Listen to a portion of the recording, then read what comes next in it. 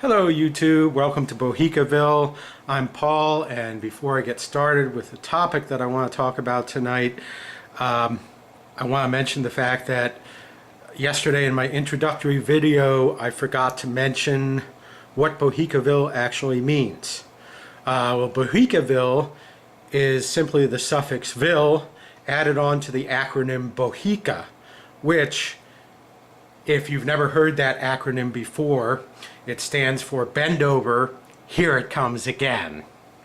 Although there really should be a couple extra A's in there, because what it really should be is bend over, here it comes again, and again, and again, and again, and again.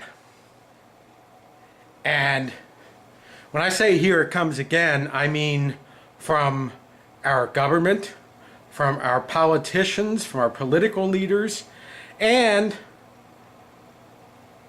from all of the owners who are pulling their strings, because our politicians are really nothing more than just puppets, and therefore they have puppet masters who are pulling their strings, and they are people who some refer to as the New World Order. Some people call them the globalists, some people call them the elitists.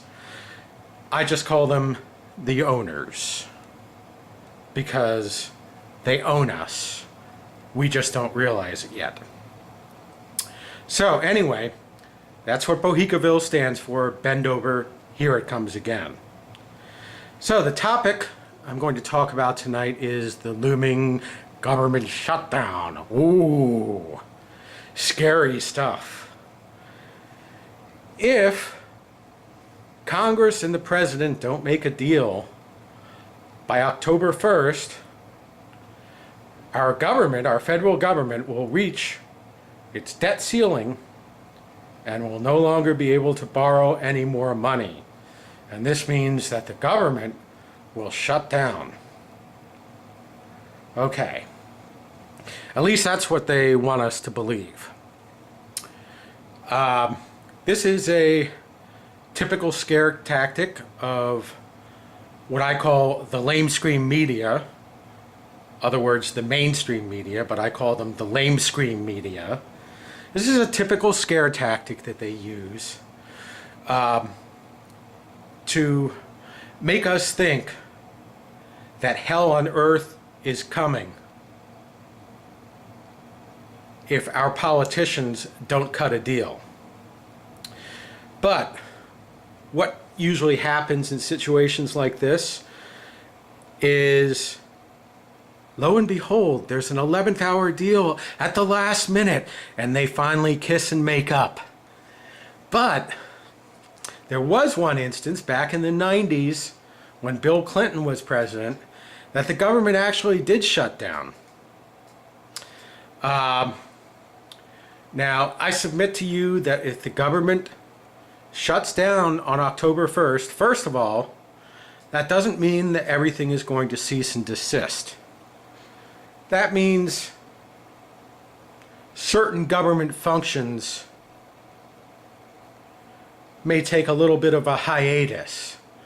But if that happens and there is no deal by October 1st, the din from the citizenry will be so loud that within 1, 2, or 3 days at most, the politicians will make a deal, and lo and behold, the debt ceiling will be raised and we'll be saved from crisis yet again. It always happens at the 11th hour. They always try to scare us, and it never comes of anything.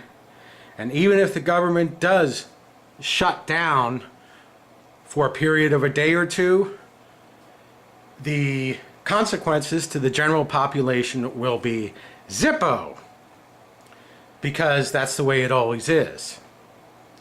Now, what's really disturbing is that our government continues to raise the debt ceiling so that the Federal Reserve can continue lending fake money to the government, which the government then has to pay back. By the government, I mean the taxpayers, have to pay back to the Federal Reserve, which is a private corporation, with interest. So we keep racking up more and more debt on our credit card, and it just keeps adding to inflation because the politicians will not stop spending. And the reason they won't stop spending is because the owners don't want the spending to stop, because the owners are making money off of all the interest that the Federal Reserve, the private corporation known as the Federal Reserve, collects from the federal government via the American taxpayers. So, we keep spending more and more fake money that we don't have, and the country dips a little bit lower. And that's ultimately what we should be concerned about. Not the fact that the government might shut down. Ooh. Personally, I think it might actually be a good thing if the government shut down for a little while. It might give us taxpayers a little bit of a break. So, that's my 2 cents for today. I am Paul. This is Bohicaville. Ciao.